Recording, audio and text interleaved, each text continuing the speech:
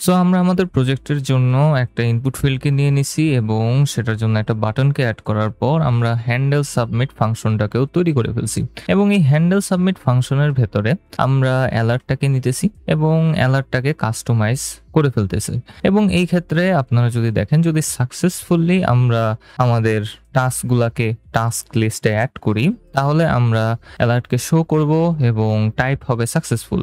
আর যদি আমরা ভুল কোনো ইনপুট দেই অথবা আমাদের ইনপুট ফিল্ড যদি এমটি থাকে, তাহলে আমাদের টাইপ হবে এরর। এবং যেহেতু আমরা উভয় ক্ষেত্রেই আমাদের এই অ্যালার্টটাকে স্ক্রিনে শো করব, সেহেতু আমি আমাদের এই অ্যালার্টের জন্য যে ফাঁকা জায়গাটাকে রাখছিলাম ডিভ ট্যাগের ভেতরে, সেটাতে এখন আমরা রেন্ডার করতে পারি আমাদের অ্যালার্টটাকে। তো এখানে আমি অ্যালার্ট ডট মেসেজটাকে শো করতে চাই এবং আমি এখানে কোনো একটা কিছুকে যদি লিখে দেই এবং অ্যাড টাস্কে ক্লিক করি, তাহলে আমরা দেখতে পারবো যে নিউ টাস্ক ইজ অ্যাডেড এই লেখাটা শো করতেছে। কিন্তু আমরা তো সব সময় এই লেখাটাকে শো করতে চাই না। সো আমাদের একটু চেকিংও করতে হবে অ্যালার্টটাকে, যে আসলে আমাদের ওই স্টেটটা কি অন আছে নাকি অফ আছে। সো এই জন্যই আমি অ্যাট্রিবিউটটা নিয়েছিলাম, শো অ্যাট্রিবিউটটা। এবং এটা যদি ট্রু হয়, তাহলেই আমরা শুধুমাত্র আমাদের অ্যালার্ট মেসেজটাকে শো করতে চাই। সো এই ক্ষেত্রে আমি প্রথমে একটু চেকিং করে নিব এখানে যে অ্যালার্ট আছে কি না। তো অ্যালার্ট ডট শো যদি ট্রু হয়, এখানে এন্ড অপারেটরটাকে ব্যবহার করতে পারি। যদি ট্রু হয় তাহলেই আমরা শো করব, না হলে আমাদের কোনো কিছু করার দরকার নাই। এবং আমরা এর পরে একটা ডিভকে নিয়ে নিতে পারি এখানে, এবং এই ডিভের ভেতরে আমরা অ্যালার্টটাকে শো করতে পারি। সো অ্যালার্ট ডট মেসেজটাকে এখানে দিয়ে দিলাম। এখন যদি একটু দেখি, তাহলে দেখবো আমাদের অ্যালার্ট মেসেজটা শো করতেছে। পেজটাকে একটু রিলোড করলাম, এখানে একটা ইনপুটকে দিয়ে দিলাম, অ্যাড টাস্কে ক্লিক করলাম এবং নিউ টাস্ক ইজ অ্যাডেড এই লেখাটা ভাসতেছে। আমরা যদি রেফারেন্স প্রজেক্টে আসি, সেম কাজটা করি, অ্যাড টাস্কে ক্লিক করি, তাহলে দেখবো আমাদের লেখাটা এভাবেই ভাসতেছে। কিছুক্ষণ সময় পার হওয়ার পর লেখাটা চলেও যাইতেছে। এবং এই ক্ষেত্রে আমরা একটু আগে দেখলাম যে আমাদের এই অ্যালার্টের জন্য একটা ব্যাকগ্রাউন্ডকে দিতে হবে। সো আমি ডিভের জন্য কিছু ক্লাস নেমকে দিয়ে দিব যেন আমাদের এই ব্যাকগ্রাউন্ডটা শো করে।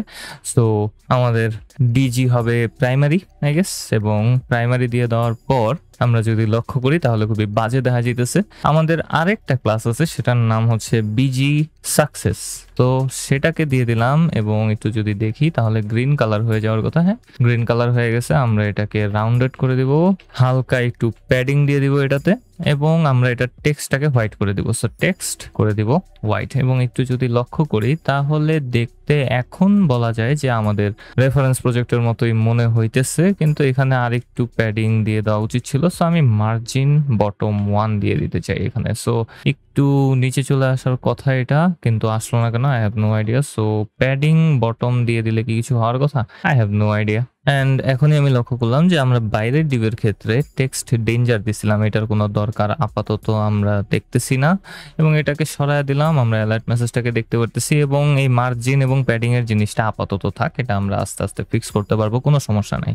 এবং আমরা দেখতে পারতেছি যে আমাদের এই অ্যালার্টটা স্ক্রিনে থেকে যেতেছে।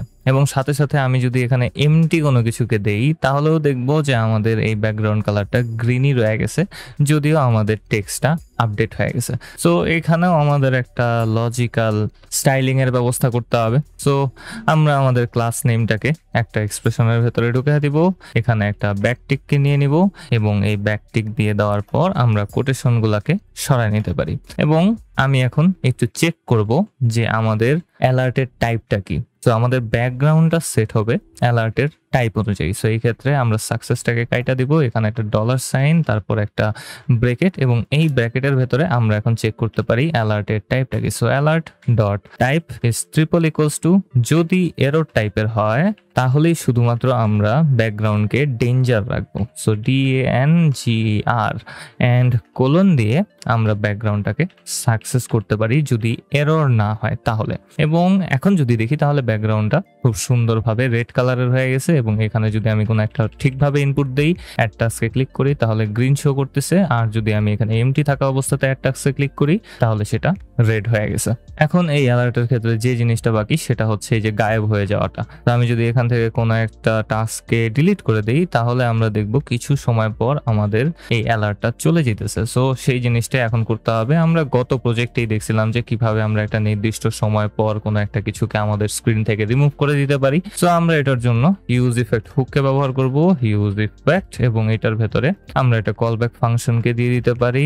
এবং এই কলব্যাক ফাংশনের ভেতরে আমি চেক করব সবার প্রথমে যে অ্যালার্ট কি শো করতে বলা হয়েছে কিনা। সো alert.show যদি এটা ট্রু হয় তাহলে আমরা একটা টাইমারকে সেট করে দিতে পারি। So const timer is equals to set time out ফাংশনটাকে ব্যবহার করব এখানে, এবং এই সেট টাইম আউটের ভেতরে আমরা একটা কলব্যাক ফাংশনকে পাঠিয়ে দেব, যে কলব্যাক ফাংশনটা আমাদের অ্যালার্টের শোটাকে ফলস করে দিতে পারবে। তো যখন অ্যালার্টটা শো হবে তখন সেটা ট্রুতে আছে, আর যখন আমরা একটা নির্দিষ্ট সময় পার করব তারপর আমরা সেটাকে ফলস করে দেব। তো এই জন্যই আমি সেট টাইম আউট ফাংশনটা নিছি, এবং এই ফাংশনের ভেতরে আমি এখন সেট অ্যালার্ট ফাংশনটাকে ব্যবহার করতে পারি, এবং সেট অ্যালার্ট ফাংশনের ভেতরে আমরা একটা অবজেক্টকে পাস করে দিব যেটা আমাদের পূর্ববর্তী স্টেটটাকেই রাখবে। সো একেবারে শুরুতে আমরা যে স্টেটটাকে নিয়েছিলাম সেটাকে আমি এখান থেকে কপি করে নিলাম, এবং কপি করে আমরা সব কিছুকে এমটি করে দিব। এবং সময়টা কতটুকু যাবে আই হ্যাভ নো আইডিয়া। এখানে কি হয়েছে, আমি পুরোটাকে কপি করছিলাম, সো এখানে অবজেক্টটাকে আমি পুরোটাকে পেস্ট করে দিলাম, এবং কন্ট্রোল এস চাপ দিলে সবকিছু সাজানো গোছানো হয়ে যাওয়ার কথা। অ্যান্ড আমরা এখন আমাদের সেট টাইম আউট ফাংশন কতক্ষণ ধরে ওয়েট করাবে সেটা দিয়ে দিতে পারি। সো 2 সেকেন্ড, এটার জন্য আমি 2000কে দিয়ে দিতে পারি। এবং ফাইনালি আমাদের এই টেকিং শেষে আমরা একটু ক্লিন আপ ফাংশনকে অ্যাড করে দিব একটা, যেটা আমাদের এই সেট টাইম আউটের প্রসেসটাকে স্টপ করে দিবে। সো ক্লিয়ার টাইম আউট, আমি এখানে ইমিডিয়েট কল করছি, I have no idea. So clear time out ফাংশনটাকে নিয়ে নিব, এবং এটার ভেতরে আমরা যে টাইমারটাকে নিয়েছিলাম সেটাকে দিয়ে দিতে পারি। সো আমি এই ফাংশনের ভেতরে টাইমারটাকে দিয়ে দিলাম। এন্ড যদি আপনারা লক্ষ্য করেন তাহলে দেখবেন আমাদের স্ক্রিনটা খালি হয়ে গেছে। এটার পেছনে রিজন কি, আমরা এখানে ইফ স্টেটমেন্টের মাধ্যমে চেক করতেছি যে আমাদের অ্যালার্টটা শো করতেছে কিনা। সো আমরা তার ভেতরে যখন একটা ভ্যারিয়েবলকে দিব সেটা ওই স্কোপের ভেতরে পড়ে যাবে, এবং এই স্কোপের বাইরে আমরা সেই টাইমারটাকে কোনোভাবেই পাবো না। সো আমাদের এই টাইমারটাকে বাইরে ডিক্লেয়ার করতে হবে। সো এই কারণে আমি একটা ভ্যারিয়েবলকে নিব লেট টাইমার নামে, এবং আমরা এখান থেকে কনস্টটাকে সরায় দিতে পারি। অ্যান্ড তারপর আমরা আমাদের ডিপেন্ডেন্সি অ্যারেতে অ্যাড করে দিব অ্যালার্টটাকে। তো অ্যালার্ট ডট শো যতবার চেঞ্জ হবে ঠিক ততবার আমাদের এই সাইড এফেক্টটা চলবে, এবং এটা চেক করবে যে অ্যালার্ট কি বর্তমানে শো হইতেছে কিনা, মানে আমাদের স্ক্রিনে আছে কিনা।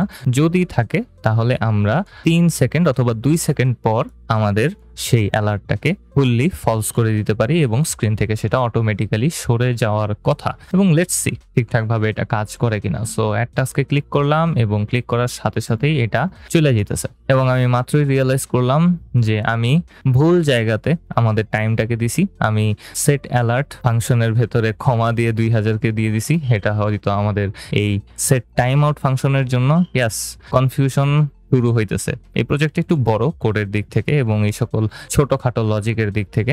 এন্ড আমি এখানে কমা দিতে ভুলে গেছিলাম, কমাটাতে দিয়ে দিলাম। এবং এখন যদি আমি অ্যাড টাস্কে ক্লিক করি তাহলে দেখবো আমাদের স্ক্রিনে আছে, এবং তারপরে 2 সেকেন্ড পর পর এটা চলে যাবে। সো যে কোনো অ্যালার্ট আসুক আমরা 2 সেকেন্ড ধরে ওইটাকে আমাদের স্ক্রিনে দেখবো, এবং 2 সেকেন্ড পর ওইটা খুব সুন্দরভাবে গায়েব হয়ে যাবে। এবং এই সকল জিনিস যখন আপনারা করবেন তখন একটা অ্যাডভাইস আমি দিয়ে রাখতে চাই যে ভাই আগে আগে সকল ভ্যারিয়েবল গুলাকে তৈরি করে নেবেন।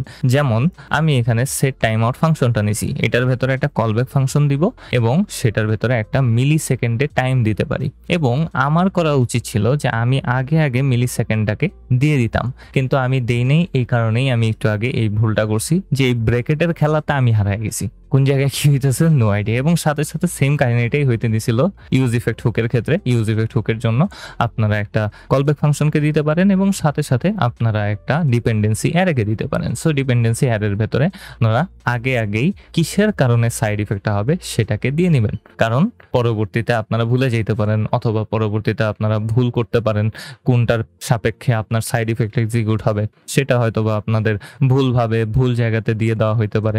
এই সকল জিনিসপাতি প্রতিনিয়ত হইতে থাকে এবং সেগুলো আপনাদের নিজস্ব ভাবে খুঁজে বের করতে হয়, এবং এটা একটু প্যারাদায়ক হইতে পারে জাভাস্ক্রিপ্টের ক্ষেত্রে, কারণ so many brackets, so many brackets. ব্র্যাকেটের খেলাতে আমি নিজে হারায় যাইতেছি। যাই হোক, এবং আমরা এখানে আমাদের অ্যালার্ট বাক্সটাকে একটু তৈরি করতে পারছি। আমি যদি কিছু একটাকে অ্যাড করি তাহলে গ্রিন, আমি যদি কোনো কিছুকে অ্যাড না করি তাহলে আমরা রেড অ্যালার্টকে দেখতে পারতেছি। এবং তারপরেই যে কাজটা আছে সেটা হচ্ছে আমাদের লিস্টটাকে এখন স্ক্রিনে রেন্ডার করা। রেফারেন্স প্রজেক্টের দিকে তাকাইলে আমরা দেখতে পারতেছি লিস্টটা যদি কমপ্লিটলি এমটি হয় তাহলে একটা বাক্স আগে থেকেই এখানে আছে এবং সেই বাক্সের ঠিক মিডল বরাবর লেখা আছে নো টাস্ক অ্যাডেড, এবং এটাকেই এখন একটু ক্রিয়েট করার চেষ্টা করব আমি। সো আমরা একেবারে ফর্মের নিচে চলে আসব এবং ফর্মের নিচে এসে আমরা একটা বাক্সকে তৈরি করব। সো একটা ডিভকে নিয়ে নিব এবং এটার জন্য আমি হালকা একটু ক্লাস নেম দিয়ে দিতে চাই। আমি উপরের দিকে একটু হালকা করে মার্জিন টেনে দিব। So margin top 3। আমরা এটার অবশ্যই একটা বর্ডারকে দিয়ে দিতে চাই। সো বর্ডার, এবং বর্ডারটা হবে রাউন্ডেড। সো এই কারণে আমি রাউন্ডেড ক্লাসটাকেও দিয়ে দিব এবং আমাদের বাক্সের ভেতরে সকল কিছুকে মিডলে আনার জন্য আমি ডিফ্লেক্স ক্লাসটাকে অ্যাড করব এন্ড আমাদেরকে লিখতে হবে justify content centre and align items centre. এবং এটা দিয়ে দেওয়ার পর আমরা যদি একটু লক্ষ্য করি আমাদের এখানে একটা সিঙ্গেল দাগকে আমরা দেখতে পারতেছি এবং আমি এখানে একটু স্টাইল অ্যাট্রিবিউটের মাধ্যমে কিছু ভ্যারিয়েবলকে সেট করে দিব হাইট আকারে। সো একটা অবজেক্টকে নিয়ে নিব এবং এটার ভেতরে দিয়ে দিতে পারি হাইট GHT কোলন, এবং আমাদের বাক্সের হাইট আমরা 200 দিতে পারি অথবা 300 দিতে পারি। আমি 300 পছন্দ করি, 300 দিলে একটু স্কোয়ার স্কোয়ার ভাব আসে। এবং আমাদের বাক্সটা এখানে আমরা দেখতে পারতেছি। এটার জন্য হালকা একটু প্যাডিংকেও আমি দিয়ে দিতে চাই। সো প্যাডিং দিয়ে দিব আমি 10px এন্ড সাথে সাথে আমি ব্যাকগ্রাউন্ড কালারও সেট করে দিব একটা অফ হোয়াইট এরকম কিছু একটা। সো ব্যাকগ্রাউন্ড কালার এন্ড এটার জন্য আমি ব্যাকগ্রাউন্ড কালার একটু অফ হোয়াইট সামথিং দিতে চাই। So F8 F9 FA। Colour কি কোনো চেঞ্জ হয়েছে? আল্লাহ মাহবুদ জানে। কালার কি, এটা তো সাদাই, এবারে ফুল টু সাদা না, একটু একটু ব্যাস কম আছে বাট চলার মতো আর কি।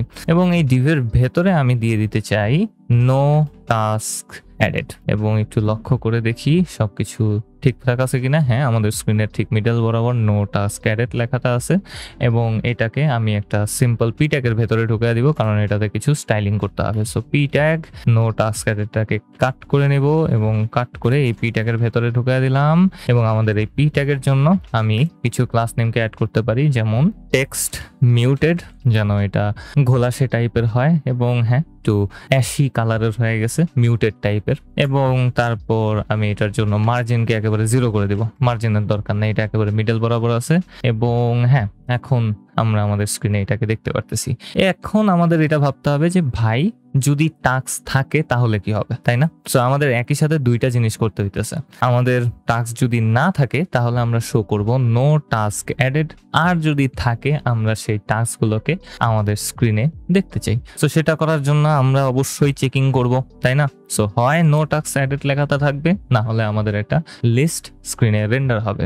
সো এই কাজটার জন্য আমি একটা এক্সপ্রেশনকে নিয়ে নিব এবং চেক করে নিব যে টাস্কের লেন্থ কত। সো টাস্ক ডট লেন্থ যদি গ্রেটার দেন 0 হয় তার মানে আমাদের টাস্ক আছে এবং আমরা আমাদের ওই টাস্ক লিস্টটাকে রেন্ডার করতে চাই। তো এখানে একটা ব্রেকেট দিয়ে দিলাম এবং তারপরে একটা কোলনকে দিতে হবে। আমি আগে কোলন দিছিলাম, এই জায়গায় টার্নারি অপারেটরটা দিয়ে দিব এবং এখানে আমি আরেকটা ব্রেকেট দিয়ে দিব এবং এই ব্রেকেটের ভেতরে আমি পি ট্যাগটাকে কাট করে ঢুকিয়ে দিব এবং আমাদের যদি টাস্কের লেন্থ 0 থেকে বড় হয় সেই ব্রেকেটের ভেতরে আমরা একটা আনঅর্ডার্ড লিস্টকে নিয়ে নিতে পারি এবং এই আনঅর্ডার্ড লিস্টের ভেতরে আমরা লিস্ট আইটেম সেট করে দিতে পারি আমাদের টাস্ক গুলাকে। সো এই আনঅর্ডার্ড লিস্টের ভেতরে আমরা রেন্ডার করব আমাদের টাস্ক গুলাকে। তো এই কারণে আমি টাস্ক ডট ম্যাপ মেথডটাকে নিয়ে নিলাম এবং এই ম্যাপ মেথডের ভেতরে আমরা পাবো টাস্ক গুলাকে এবং এই টাস্ক গুলা এখন আমরা একটা লিস্টের ভেতরে রিটার্ন করে দিতে পারি। সো এখান থেকে লিস্ট আইটেমটাকে কাট করে নিলাম, আমি এখানে রিটার্ন লিখবো, তারপর আমাদের লিস্ট আইটেমটাকে এখানে দিয়ে দিতে পারি এবং লিস্ট আইটেমটা দিয়ে দেওয়ার পর আমরা আমাদের টাস্কের নেম অ্যাট্রিবিউটটাকে আমাদের স্ক্রিনে রেন্ডার করতে পারি। আমি রিলোড করলাম, নতুন একটা টাস্ক অ্যাড করতে চাই, আমরা অ্যাড টাস্ক বাটনে ক্লিক করলাম এবং স্ক্রিনের ঠিক মিডল বরাবর আমাদের ওই টাস্কটা আছে। ওকে, তো স্টাইলিং করতে যা এরকম ভুল ত্রুটি হইতেই পারে। সামহাও এখন আমাদের এই টাস্কটা স্ক্রিনের মিডল বরাবর আছে। সো আমরা তো চাই না ভাই টাস্কটা যেন মিডল বরাবর থাকুক। রেভারেন্ট প্রজেক্টে গেলে আমাদের টাস্কটা সবার উপরে থাকতেছে, কিন্তু এখানে টাস্কটা মিডল বরাবর আছে কেন? রিজনটা হচ্ছে এই যে আমরা আসলে এই পুরো চেকিংটা করতেছি আমাদের এই নতুন তৈরি করা ডিভ ট্যাগের ভেতরে, এবং এই ডিভ ট্যাগের ভেতরে যা কিছু থাকবে সকল কিছুই স্ক্রিনে সেন্টার হয়ে যাবে। তো এটাকে অবশ্যই আমাদের চেকিং এর মাধ্যমেই ফিক্স করতে হবে ভাই, এখানেও আমাদের চেকিং করতে হবে। সো আশা করি আপনারা এই পর্যন্ত বুঝতে পারছেন, এবং চেকিং টেকিং আরো অনেক জিনিসপাতি আছে যেগুলো এই প্রজেক্টের ক্ষেত্রে আমরা ইমপ্লিমেন্ট করব। ভাই আরো গোজামিল হইতে যেতেছে, this project is going to be very Messi. যাই হোক, I am not that good of A front end developer, এই কারণেই খুব সম্ভবত মেসি হইতেছে বেশি। বাট আগামী ভিডিওতে আমরা আমাদের এই টাস্কগুলোকে আমাদের স্ক্রিনে খুব সুন্দরভাবে রেন্ডার করব, এবং সাথে সাথে আরো কিছু ভালো ভালো লজিক ইমপ্লিমেন্ট করার চেষ্টা করব। তো পরের ভিডিওতে কথা হবে আবার বয়স।